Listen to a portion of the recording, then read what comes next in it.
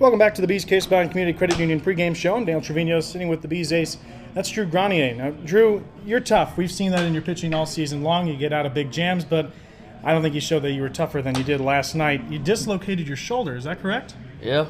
Now, how did that happen exactly? He just threw me back the ball, went up to catch it, and just jumped out. I mean, it happened before. It happened when I was in high school the first time, and it happens every so often, but that was the first time in almost a year that it happened, and it kind of caught me off guard, so I dropped real quick, and then trainer came out there, and he couldn't pull it in, so I was like, all right, I know how to put it back in, so I've done it before, so I just came in the dugout, pushed up against the wall at least like 3 times, and went back in, and I was fine. You're kidding me. So did Travis even help you get it back in, or was it all you? No, it was all me. He yanked on it like 3 times out there in the field, and I told him, I looked at the umpire, I was like, can I go in the dugout? I can put it back in, just give me a second. Came in, just leaned against the wall and pushed it back in. I mean, excuse me for laughing. Obviously, it happens to other people, but you just seem so nonchalant about it, as you do with a lot of things. Yeah, I mean, the only reason I think I did it so nonchalant because it's happened before, so it wasn't the first time, so I kind of knew what was going on and how to fix it, so I'm sure if it was the first time, it wouldn't have been so easy. Now, just to clarify, obviously it was your non-throwing shoulder, so that's my left good. arm. Yep. And I was wondering, did it in any way affect you the rest of the start? Did it bother you? Was there any pain lingering? The first batter, really. I mean, I'm not saying it just because he hit a home run, but I shook off speed twice because I really fly open when I throw my curve and slider, and I was scared to throw it out again, so I was just trying to feed fastballs because I didn't really have to use my left shoulder that much. I could kind of throw all on. I mean, I left the ball up middle, right down the plate to one of their best hitters, and he took advantage of it. But other than that, I mean, it was kind of in the back of my mind, but I mean, I just had to go out there, make pitches, and get out of jams. Well, I apologize for cheating you yesterday on the air. I thought it was a cramp. I had no idea, but hey, you pitched through it, and obviously you guys won yesterday. I want to talk about your season in general. I tend to call you the ace of the staff because you started game 1, you haven't missed a start. You're 11-7, only 2-4 in the second half, but that's not your fault. You have a 2.76 ERA in the second half. That's better than the first half when you made the All-Star team. Now you've had 3.2 run support per game. Does it ever get to you that you're not getting the same support you did? Sometimes. I mean, there's sometimes when you come out with a pretty good lead, and I mean, you just, as a pitcher, that's all you, as a starter anyway, that's all you try to keep your team in the game. And I mean, just try to get 5-6 innings quality start to save the bullpen. And I mean, you come out sometimes and wins. I mean, to most people, they don't mean anything, like to people in the organization, because wins and losses you don't really tell the story. But I mean, it looks good. That's about it. But I mean, as far as, I don't really get mad. It's kind of disappointing sometimes, but I mean, stuff happens. I mean, nobody goes out there and tries to blow the lead or not score runs. It's just a team game. I'll tell you what, in your quality starts, I think you have about 12 of them, and I mean, you have a lot that are just about quality starts as well. But in your 12 quality starts, team's 7-4, so they are taking advantage of those games by and large.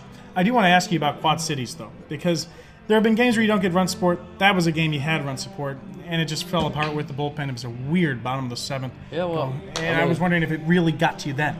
To be honest, I went inside, and I went ride the bike. And once I got off the bike, I got off, and I was in Quad City's clubhouse, and I seen they had an instant replay on the TV. And I was like, oh shit, they might have tied it up. I was like, oh, they tied it up, no decision. And that trainer looks at me, he's like, no man, you didn't see the game. He's like, y'all scored 6 runs to go up. Y'all up like 7-2 now. I'm like, oh nice.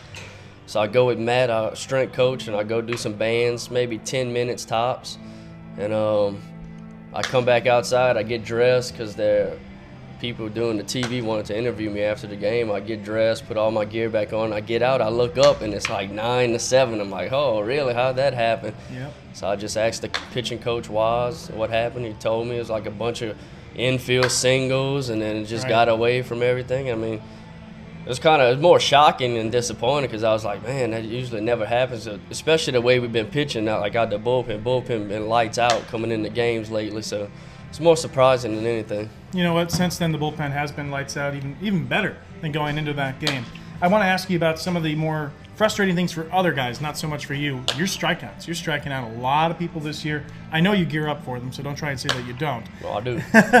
What has been working for you as far as the strikeouts go? I mean, getting ahead, number one. I mean, strike one's the biggest key for me. I feel so much more confident and better when I get strike one. But, like, all the way growing up, strikeouts been my thing. I love strikeouts. I pitch every game for strikeouts. That's mainly, to be honest with you, that's why I have so many walks, because if I get ahead of somebody, I try to nibble, try to maybe catch the corner, get called strike three, and sometimes I nibble too much and end up walking them. Like last night, I had a couple guys, 1-2, 0-2, ended up walking. I think I walked 5. But, I mean, I get a lot of walks, but I love strikeouts. That's my number one thing out there. I don't go out there for the ground ball or the pop-up. I go for the strikeout pretty much. I love it that you say it how it truly is. I have one question regarding the strikeouts. Is there one pitch that you go to more than anything else? Mainly for righties, slider, lefties, curveball in the dirt has been working. But, I mean, just depends on what's going on during the game, what we see during the game, what I really go to. But well, it has been working. You have a comfortable lead, and you lead the league in that category. Last question for you.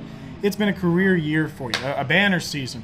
Is there anything that sticks out for you, any particular game you really will always remember?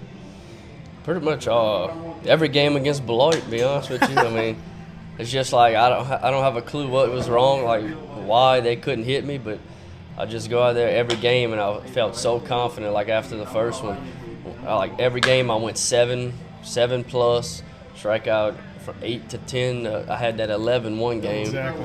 And I mean, I'll just always remember that. And then it turned around in Quad Cities before that last game I pitched against them. I couldn't get them out. So it's just one of the things, you own one team and one team owns you. But that's part of what I'll remember. It sounds like you guys need to win the division then, so you guys can face them in the playoffs. Yeah, I love to face Beloit again. I mean, anybody, it doesn't matter. Just get in. It'd be nice to get in 2 years in a row, make the playoffs, have a chance to win a championship.